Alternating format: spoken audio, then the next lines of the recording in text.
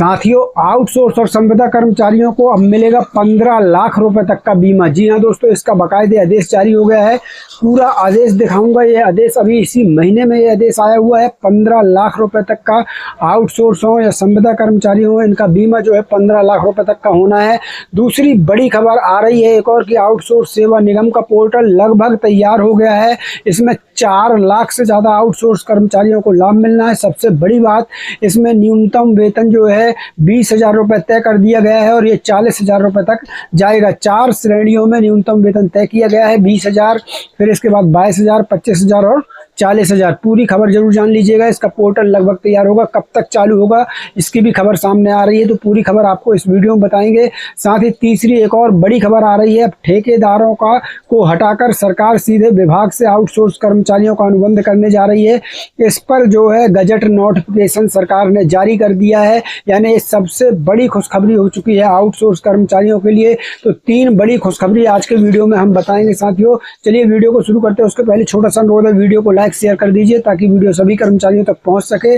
दोस्तों, आपका पार्थ गुरु ज्ञान चैनल में बहुत बहुत स्वागत है। मैं सतीश तिवारी आज आपके लिए लाया हूं 3 बड़ी महत्वपूर्ण खबरें। साथियों, हम सबसे पहले बात करेंगे मध्य प्रदेश से, जहां एक बड़ा आदेश जारी हुआ है। जी हां दोस्तों, मध्य प्रदेश पश्चिम क्षेत्र विद्युत वितरण कंपनी लिमिटेड इंदौर का एक बड़ा आदेश जारी हुआ है 6 अगस्त 2026 को। ये आदेश मैंने स्क्रीन पर भी लगा दिया है, आप ध्यान से देखते चलिएगा।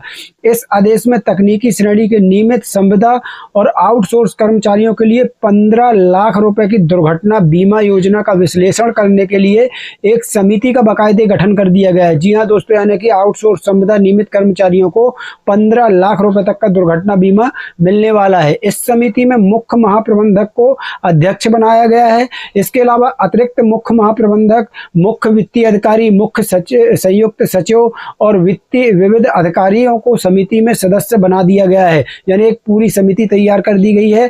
ये समिति जो है इस बीमा योजना का विश्लेषण करके अपनी रिपोर्ट जो है वो प्रस्तुत करेगी। अब बात करते हैं दोस्तों दूसरी बड़ी खबर की, उत्तर प्रदेश की। जी हां दोस्तों, उत्तर प्रदेश के आउटसोर्स सेवा निगम पोर्टल का काम लगभग पूरा हो गया है। और ये कब से चालू होगा, कितना वेतन होगा, इसमें क्या वर्क चल रहा है, कैसे प्रोसेस करेगा, पूरी जानकारी आपको बताएंगे। तो समाचार रिपोर्टों के अनुसार उत्तर प्रदेश आउटसोर्स सेवा निगम यानी कि इस पोर्टल का लगभग तैयार होने की बात जो है वो सामने आ रही है। ये मैं स्क्रीनशॉट लगाते जा रहा हूं, देखते चलिएगा। इस पोर्टल के माध्यम से आउटसोर्स कर्मचारियों और उनसे संबंधित एजेंसियों की जानकारी को व्यवस्थित करने की जो है तैयारी चल रही है। रिपोर्ट के अनुसार विभागों और उनसे जुड़े नियमों में आउटसोर्स एजेंसियों के माध्यम से काम कर रहे कर्मचारियों का पूरा ब्यौरा जो है वो मांग लिया गया है ताकि इस पोर्टल में अपलोड किया जा सके। इसमें कर्मचारियों की जानकारी, साथ साथ काम करने वाली एजेंसियों का विवरण भी शामिल होगा। जी हां दोस्तों, अब आते हैं इस खबर के सबसे महत्वपूर्ण हिस्से की ओर। जी हां, रिपोर्ट में बताया गया है कि मैन पावर सप्लाई करने वाले वेंडरों का रजिस्ट्रेशन होने के बाद आउटसोर्स कर्मचारियों के लिए सरकार द्वारा तय मानदेय, जी हां वेतन, तय मानदेय और सुविधाएं देने की व्यवस्था भी इस पोर्टल के माध्यम से की जानी है। कितना वेतन होगा वो भी देख लीजिए। अलग अलग श्रेणियों के मानदेय का भी उल्लेख कर दिया गया है। 4 श्रेणियों में जो है ये मानदेय दिया जाएगा। श्रेणी 1 के लिए 40,000 रुपये, श्रेणी 2 के लिए 25,000 रुपये, श्रेणी 3 के लिए 22,000 रुपये और श्रेणी 4 के लिए 20,000 रुपये प्रति माह जो है दिया जाएगा। यानी सबसे न्यूनतम मानदेय 20,000 होगा, उससे 20,000 रुपये से कम किसी का वेतन नहीं होने वाला है। इसके अलावा EPF, ESI, स्वास्थ्य बीमा और अवकाश जैसी सुविधाएं देने की जो है व्यवस्था की बात भी रिपोर्ट में सामने आई हुई है। दोस्तों, रिपोर्ट के अनुसार उत्तर प्रदेश में आउटसोर्स कर्मचारियों की संख्या लगभग 4 लाख है। जी हां, यानी सीधा सीधा उत्तर प्रदेश के 4 लाख आउटसोर्स संविदा कर्मचारियों को इससे बेनिफिट मिलने वाला है और इसके लाभ मिलने वाले हैं। अगर यह व्यवस्था व्यापक रूप से लागू होती है तो बड़ी संख्या में आउटसोर्स कर्मचारियों का इसका जो है आउटसोर्स कर्मचारियों पर असर पड़ेगा, जो कि बड़ा फायदा मिलने वाला है। अब बात करते हैं पोर्टल की। तो रिपोर्ट में बताया गया है कि पोर्टल पोर्टल तैयार होने के बाद सबसे पहले मैन पावर सप्लाई करने वाले वेंडरों का रजिस्ट्रेशन किया जाएगा। इसके बाद विभागों में काम कर रहे आउटसोर्स कर्मचारियों का पूरा विवरण इस पोर्टल पर दर्ज कर दिया जाएगा। अब सबसे महत्वपूर्ण सवाल है कि क्या इस नई व्यवस्था के बाद आउटसोर्स कर्मचारी नियमित सरकारी बन जाएंगे? तो साथियों, एक लाइन में इसका जवाब होगा कि अभी ऐसा सीधे तौर पर नहीं कहा जा सकता है। नई व्यवस्था को नियमित सरकारी नौकरी के बराबर नहीं माना जा सकता। आउटसोर्स कर्मचारी और नियमित सरकारी कर्मचारी की सेवा शर्तें जो है दोस्तों अलग अलग होती हैं, लेकिन इससे आपकी नौकरी की सुरक्षा को फायदा जरूर मिलेगा, इसमें भी कोई दो मत वाली बात नहीं है। अब बात कर लेते हैं तीसरी बड़ी खबर की, जो कि पंजाब से आ रही है।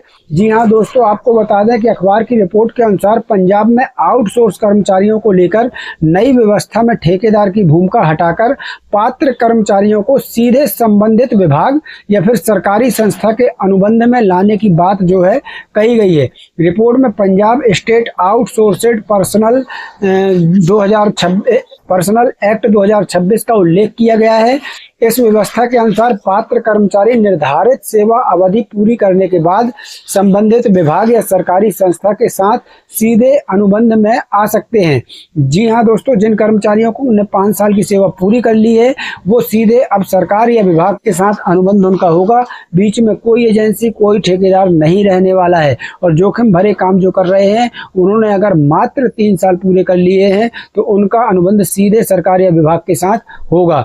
साथियों, रिपोर्ट के अनुसार सामान्य श्रेणी के कर्मचारियों के लिए 5 साल की लगातार सेवा और खतरनाक श्रेणी के कर्मचारियों के लिए 3 साल की सेवा पूरी करना महत्वपूर्ण बताया गया है। जो ये शर्तों को पूरी करें कर्मचारी, उनका अनुबंध सीधे सरकारी या विभाग के साथ होने वाला है। यानी कि पात्रता पूरी होने के बाद कर्मचारी और सरकारी विभाग के बीच से आउटसोर्सिंग एजेंसी की भूमिका हट जाएगी।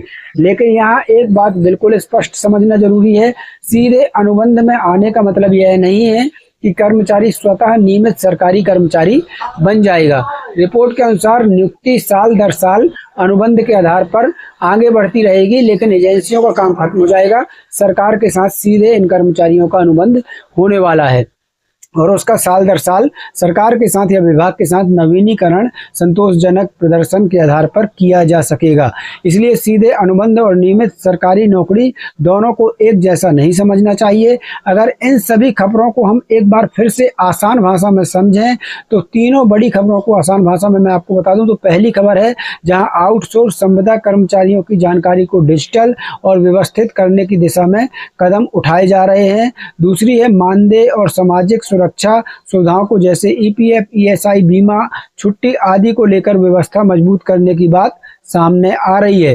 तीसरी है कुछ राज्यों में ठेकेदारों की यानी जैसे पंजाब राज्य में ठेकेदार की भूमिका कम करके कर्मचारी और सरकारी विभाग के बीच सीधे अनुबंध की व्यवस्था की दिशा में कदम उठाए जा रहे हैं। हालांकि अंतिम स्थिति संबंधित राज्य आधिकारिक शासनादेश और विभागीय नियमों पर निर्भर जो है वो करेगी। तो दोस्तों, इस वीडियो में हमने उपलब्ध सरकारी दस्तावेज और समाचार रिपोर्टों में दी गई जानकारी को सरल भाषा में आपको समझाया है। किसी भी कर्मचारी के वेतन, मानदेय, सेवावधि, बीमा, ईपीएफ, ईएसआई या अनुबंध की वास्तविक स्थिति उसके संबंधित विभाग और लागू सरकारी आदेश पर निर्भर करती है। अगर आप खुद एक आउटसोर्स कर्मचारी हैं या आपके परिवार में कोई आउटसोर्स कर्मचारी है तो इस वीडियो को जरूर शेयर कर देना। दोस्तों, आपको कमेंट में जरूर ये बताइएगा कि आप किस राज्य और किस विभाग में आउटसोर्स के रूप में काम कर रहे हैं। तो साथियों, ये बहुत ही महत्वपूर्ण खबरें थी जो हमने आपको बताई हैं। अगर वीडियो पसंद आया हो तो लाइक कर दीजिएगा, चैनल को सब्सक्राइब जरूर कर लीजिएगा ताकि ऐसी सरकारी नौकरी, आउटसोर्स कर्मचारी, संविदा कर्मचारी, दैनिक वेतनभोगी या अस्थायी कर्मचारियों की जानकारी आप तक सबसे पहले पहुंचे। इसके लिए आपका सब्सक्राइब करना जरूरी है और बेल आइकन की घंटी को जरूर दबा लीजिएगा। तो मिलते हैं नई अपडेट के साथ नई वीडियो में, तब तक के लिए जय हिंद, जय भारत।